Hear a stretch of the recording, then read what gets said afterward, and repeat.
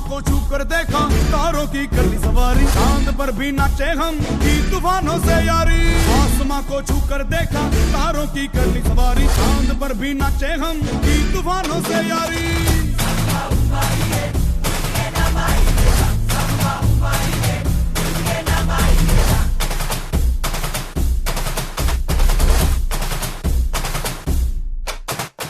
आसमां को छू कर देखा तारों की कर ली सवारी, चांद पर भी नाचे हम की तूफानों से यारी। आसमां को छू कर देखा तारों की कर ली सवारी, चांद पर भी नाचे हम की तूफानों से यारी।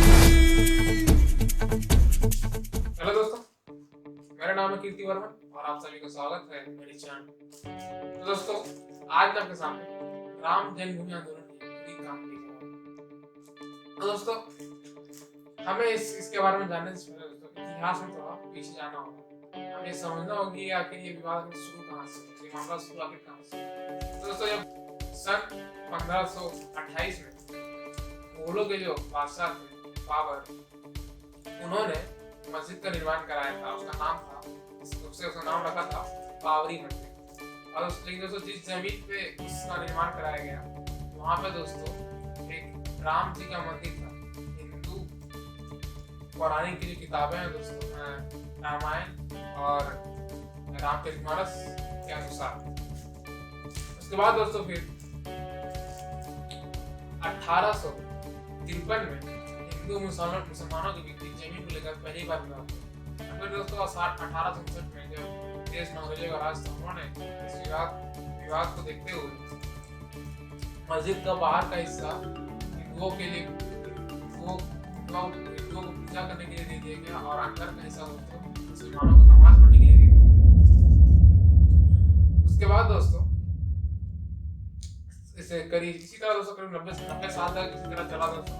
उसके बाद 1949 में दोस्तों श्री राम जी की मूर्ति जो मस्जिद के बाहर थी उसके मस्जिद के अंदर रख दिया दोस्तों, विवादित परिसर में दोस्तों। मतलब तो जिसकी वजह से दोस्तों तनाव बहुत ज्यादा बढ़ गया हिंदू मुसलमानों के बीच। और दोस्तों उसके चलते दोस्तों उसी दिन जिस दिन उस मस्जिद को रखा गया, जिस दिन उस मंदिर को मस्जिद के अंदर रखा गया था, उसी दिन दोस्तों मस्जिद के गेटों को बंद करना पड़ा।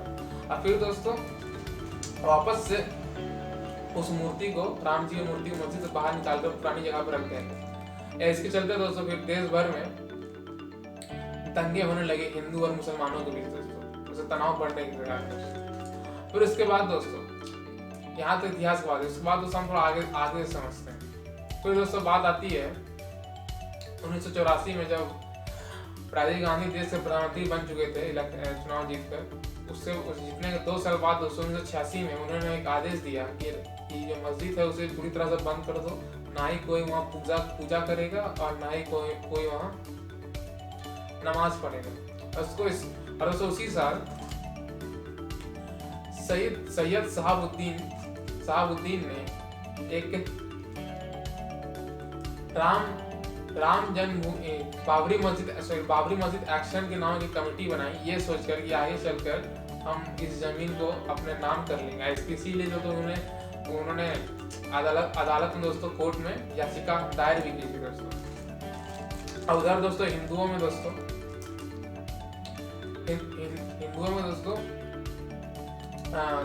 Bharatiya Janata party, RSS, BSP, उसके बाद विश्व हिंदू परिषद, उसके बाद बजरंग दल, सभी लोग दोस्तों एक साथ होकर दोस्तों इन्होंने दोस्तों जो मस्जिद को जो बंद कराया था राजीव गांधी ने, तो उसे खोलने का प्रयास किया दोस्तों। उसका ताला को कुछ तोड़ने का कोशिश किया दोस्तों, लेकिन जब तक वो ताला तोड़ पाते दोस्तों तब तक दोस्तों वहाँ यूपी पुलिस आ चुकी थी। और यूपी पुलिस आते ही दोस्तों उन्होंने फायरिंग शुरू कर दी, जिसकी वजह से दोस्तों कुछ लोगों की वहाँ मृत्यु भी हो गई। और जिसकी वजह से दोस्तों और थोड़ा तनाव बढ़ गया और कुछ जगह पे देश में दोस्तों दंगे होने लगे दोस्तों, जब ये घटना घटी थी दोस्तों वहाँ बाबरी मस्जिद में। और उस वक्त दोस्तों यूपी राज्य में मुख्यमंत्री दोस्तों मुलायम सिंह यादव जी थे।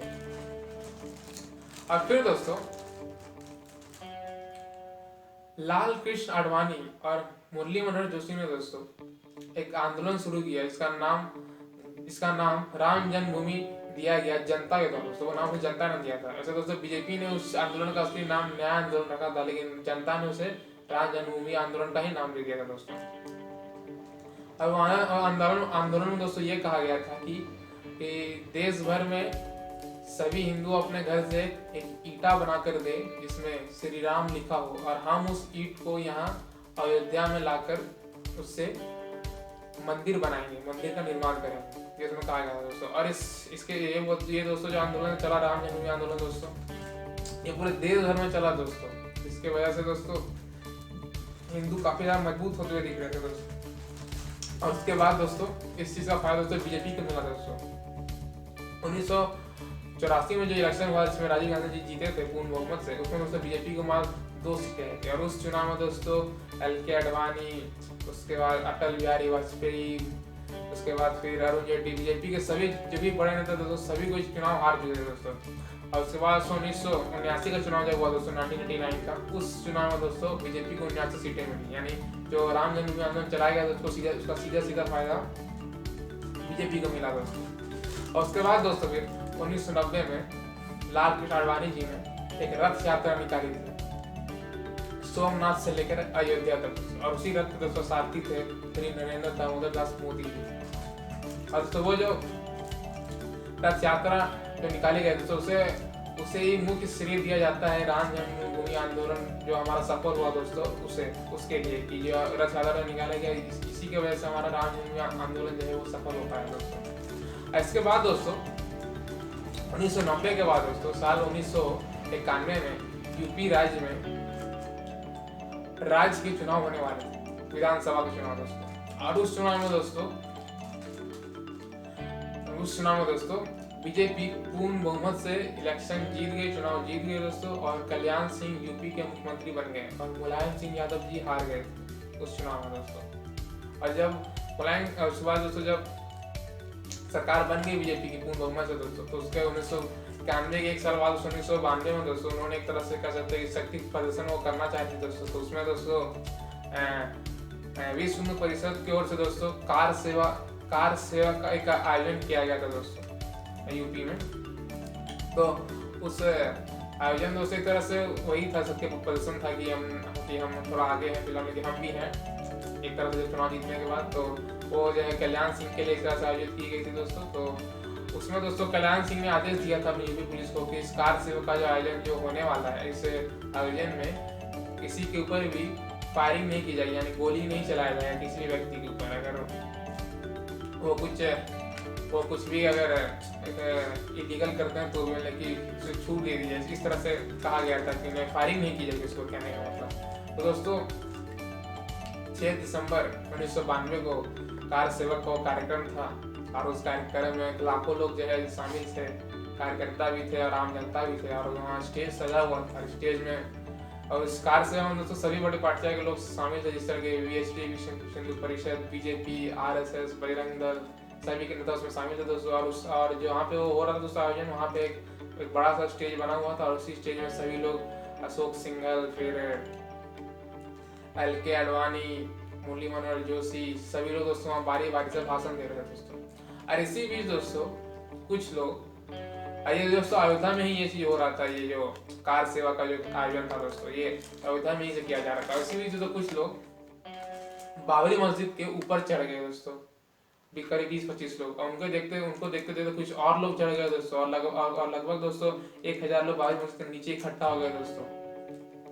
तो इसको देखते हुए दोस्तों उस वक्त मुरली लाल कृष्ण आडवाणी जी स्टेज पे भाषण दे रहे थे। उन्होंने माइक से यह ऐलान किया था कि सभी लोग मस्जिद से नीचे उतर जाएं, उन्हें तोड़ने की जरूरत नहीं, उसे कहा गया दोस्तों माइक से। लेकिन दोस्तों तब तक बहुत देर हो चुकी थी, और जनता ने उनकी बात का अनसुना करके आखिरकार 6 दिसंबर 1992 के दिन ही उस मस्जिद को दोस्तों गिरा दिया गया दोस्तों। ये थी दोस्तों पूरी कहानी दोस्तों राम जन्मभूमि आंदोलन की दोस्तों। और इसके बाद दोस्तों एक कुछ न्यूज़ बातें बताना चाहूंगा दोस्तों। अभी हाल ही में दोस्तों करीब 1 साल 23 दिन पहले दोस्तों 9 नवंबर 2019 को राम जन्मभूमि का जो था दोस्तों केस, जो मैंने कहा था कि शहीद साबुद्दीन ने जो केस फाइल किया था उसका फैसला किया गया दोस्तों, और 2.77 एकड़ जमीन राम जन्मभूमि ट्रस्ट आंदोलन के नाम कर दी गई दोस्तों अयोध्या में। और दोस्तों करीब 6 एकड़ की जमीन, 6 एकड़ के आसपास की जमीन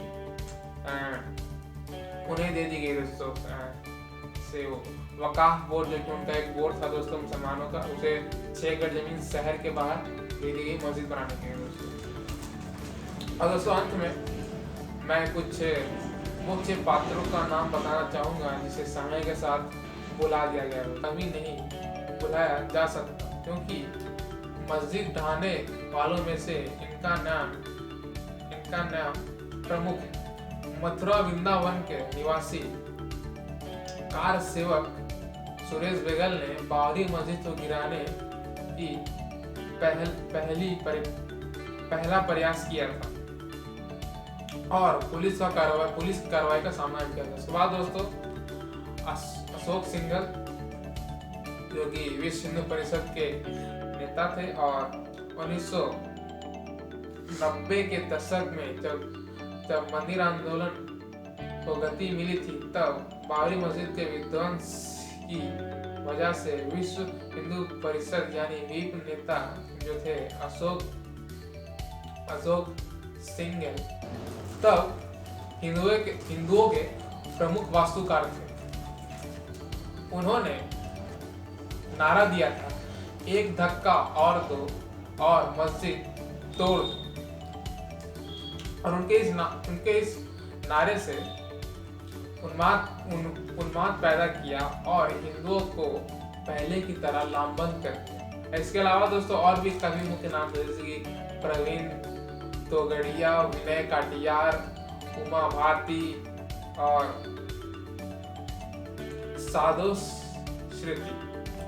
और दोस्तों एक और मुख्य बात मैं बताना चाहूंगा दोस्तों, अभी 2 साल पहले दोस्तों एक वेब सीरीज लॉन्च हुई थी इंडिया में, उसका नाम था सेक्रेड गेम दोस्तों। उसमें इसके बारे में दोस्तों थोड़ा बहुत जानकारी इसके बारे में दी गई है, राम जन्मभूमि आंदोलन के बारे में, फिर बाबरी विध्वंस के बारे में। दोस्तों अगर आप और जानना चाहते हो तो थोड़ा बहुत देख सकते हैं। क्या दोस्तों आज की वीडियो में बस इतना ही। अगर आपको वीडियो पसंद आया तो लाइक करें, शेयर करें और सब्सक्राइब करें।